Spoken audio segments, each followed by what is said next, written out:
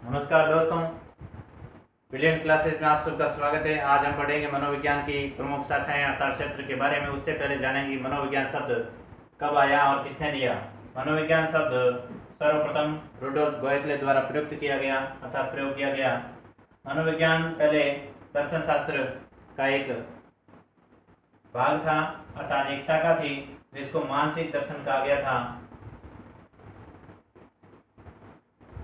मानसिक दर्शन उस समय मनोविज्ञान नहीं थी और उसे मानसिक दर्शन कहा गया और वो दर्शन शास्त्र का एक भाग था।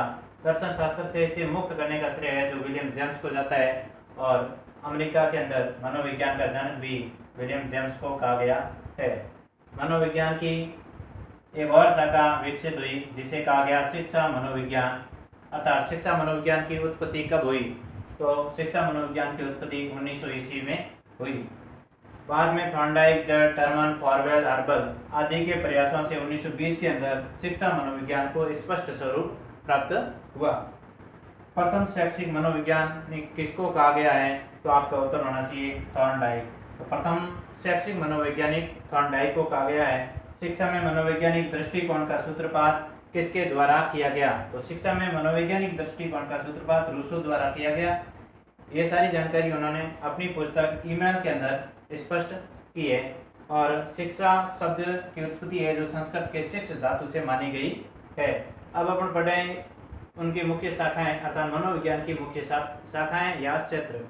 तो मनोविज्ञान की प्रथम शाखा जिसे कहा गया सामान्य मनोविज्ञान। सामान्य मनोविज्ञान के अंदर सामान्य जो विषय है उनके बारे में अध्ययन किया जाता है अर्थात अपने को एक साइकिल सीखना है वो भी सामान्य मनोविज्ञान के अंतर्गत आता है अर्थात जो नॉर्मल जो विषय होते हैं वो सारे सामान्य मनोविज्ञान के अंतर्गत आते हैं। दूसरा है असामान्य मनोविज्ञान।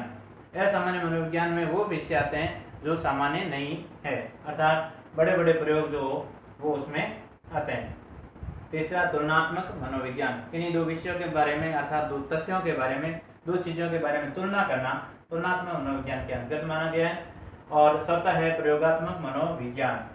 प्रयोगात्मक मनोविज्ञान की उत्पत्ति अपन 1879 के मान सकते हैं क्योंकि इसी समय 1879 के अंदर विलियम वुड ने अमेरिका के जर्मनी के शहर लिप्जिंग के अंदर एक प्रयोगशाला की स्थापना की और वहीं से एक प्रयोगात्मक मनोविज्ञान की उत्पत्ति मानी गई है अर्थात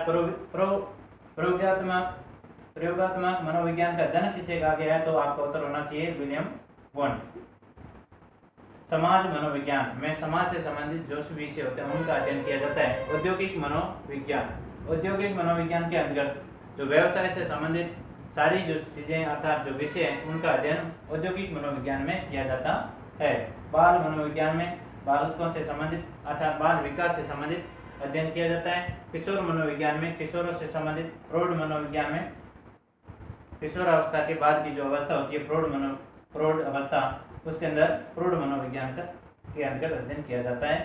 उसके बाद है विकासात्मक मनोविज्ञान। विकास कैसे है अर्थात उसका क्रम क्या है, इस संबंधी सारे जो विषय हैं वो विकासात्मक मनोविज्ञान के अंतर्गत पढ़े जाते हैं। निदानात्मक, उपचारात्मक या क्लिनिक मनोविज्ञान।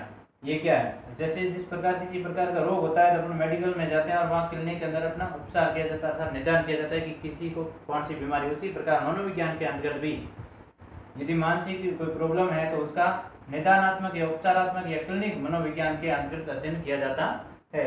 और 12वां है परा मनोविज्ञान। परा मनोविज्ञान के अंदर परालोक अर्थात भूत प्रेत ये जो संबंधित जो चीजें होती हैं विषय होते हैं वो परा मनोविज्ञान के अंतर्गत माने गए हैं। उसके बाद है पशु मनोविज्ञान में पशुओं से संबंधित अध्ययन किया जाता है। और अपना अंतिम है शिक्षा मनोविज्ञान जिसके अंदर शिक्षा से संबंधित सारी बातें शिक्षा मनोविज्ञान के अंतर्गत अध्ययन की जाती